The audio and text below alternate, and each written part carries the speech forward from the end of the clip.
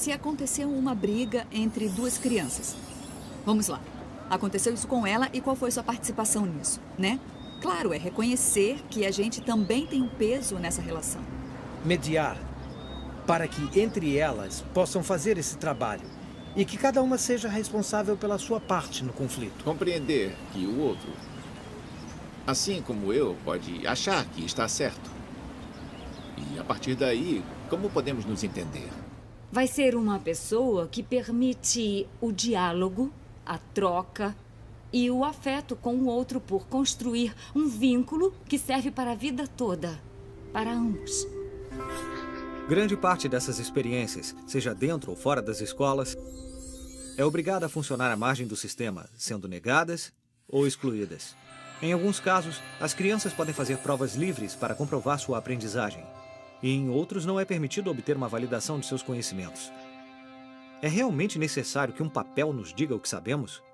Por acaso um diploma prova que terminamos a nossa educação com sucesso? Por acaso existe alguma educação que termine ou que tenha êxito? Porque não tem a ver com aprender que 2 e 2 são 4. Tem a ver com poder descobrir a sua vocação, a sua missão de vida. Quando isso fica claro na sua mente, pode fechar os olhos, respirar fundo, que você sabe para onde ir. A educação não termina nunca, porque a essência da nova educação é o autodidatismo. E o processo final é que o próprio aluno se transforme num professor.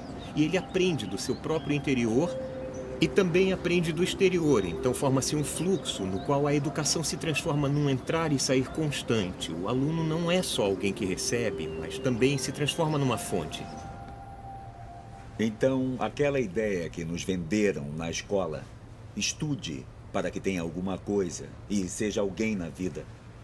A ideia de estude para que suba na vida, a ideia da educação como única via de ascensão socioeconômica não é tão certa.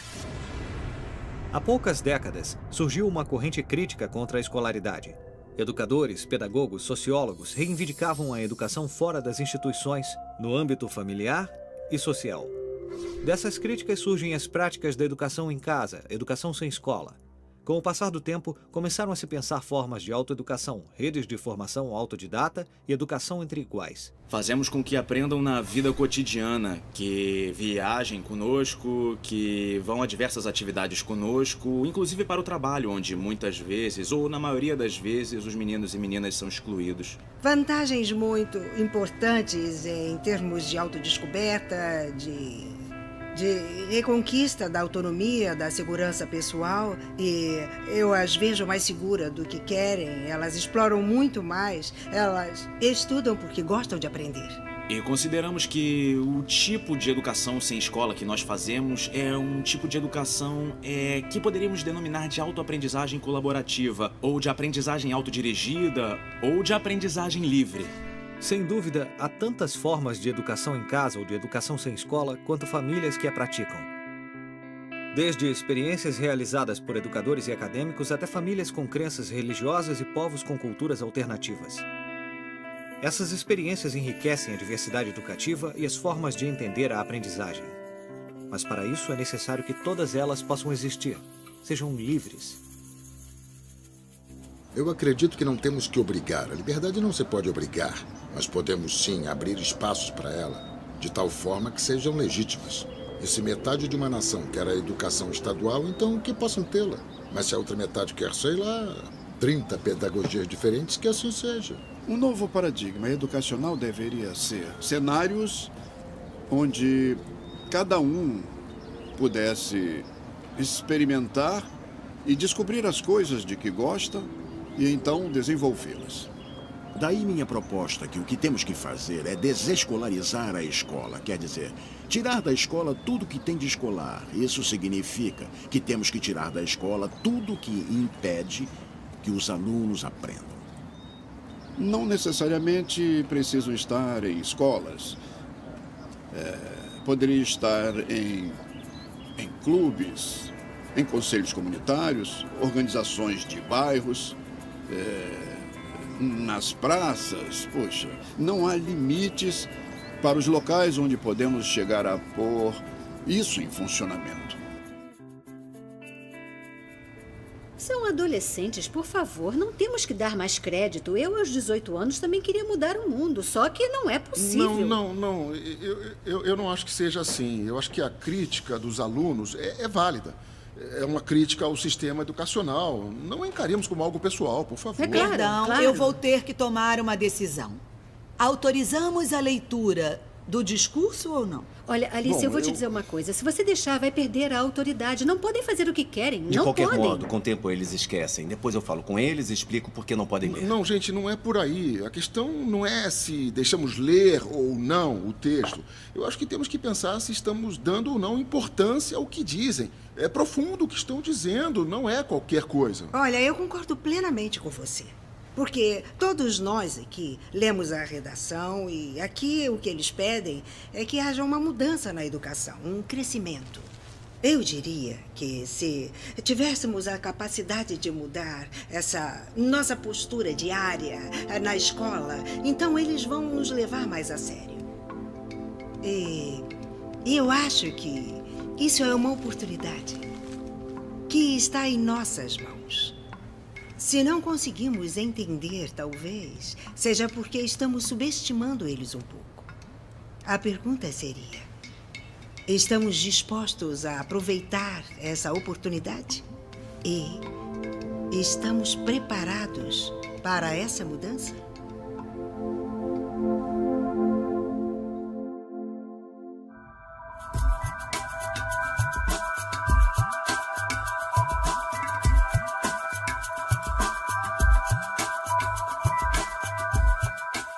O grande professor já não vai mais dar a grande aula máquina. Está simplesmente acompanhando um processo de aprendizagem com um grupo de pessoas que não sabe nem mais nem menos do que ele.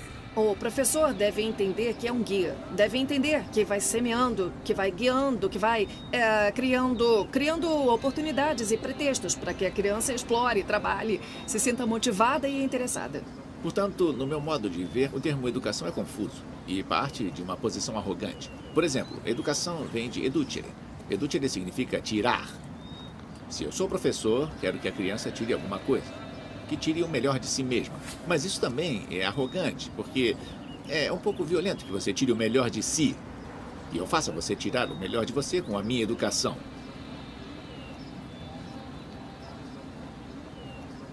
Eu proponho cuidar no lugar de educar. Para cuidar, há somente uma maneira. Ou você cuida ou descuida. Para educar, há muitas maneiras, mas para cuidar, não. Uma capacidade de aceitar o fluir da vida. Porque isto é a vida, não é outra coisa. E não ter a pretensão de ensinar a todo momento. Um bom caminho é abandonar a pequena onipotência que muitas vezes os professores têm de achar que carregam algo para ensinar a seus alunos. É preciso fazer um grande trabalho de humildade e de observação para poder perceber cada criança no seu processo e tomar cuidado para não ser um obstáculo para ela. A resposta não está nos materiais, nos recursos, nas metodologias, nos conteúdos ou nos currículos e planejamentos, mas na forma, na relação, nas pessoas e na sua forma de ver a educação, sua maneira de entender a vida, a infância e a aprendizagem. Podemos capacitar milhares de docentes e investir milhões em materiais e novas metodologias. Mas o segredo é o olhar de cada ser humano sobre os outros, o que faz e o que é. Abrir-se com o coração puro e se expor sem medos e falar com sinceridade. É só o que as crianças acreditam e a partir daí é a comunicação. Tudo o que elas veem em você, através da verdade, elas escutam. Um docente que não muda sua atitude, que não acredita no que faz, é muito difícil obter resultados. O princípio básico de toda mudança é questionar o que eu acredito. E isso dá medo. Mas eu não posso mudar mantendo o que eu acredito. E, portanto, de certa forma ou de um modo simbólico, eu tenho que morrer. Minha visão da vida tem que morrer para se tornar melhor. A aprendizagem é uma transformação contínua. E dificilmente poderemos acompanhar e colaborar na aprendizagem alheia se não aprendermos por conta própria. Se não enfrentarmos a mudança interna, a nossa história pessoal, o que nos condiciona. E a filosofia logosófica se baseia nisso, que é uma coisa muito natural. Não se pode dar o que não se tem. Ou seja, tudo que se quer ensinar tem que possuir o aval da própria experiência, o aval da própria vida. Os que estão ensinando vêm de uma educação repressiva. Portanto, os professores que ensinam não sabem como administrar suas próprias emoções. Portanto, não podem ensiná-las. A chave está em que cada geração tem uma responsabilidade para mim. Uma responsabilidade essencial, que é ser exemplo do que faz em sua vida. Ser exemplo de uma vida a mais integral possível.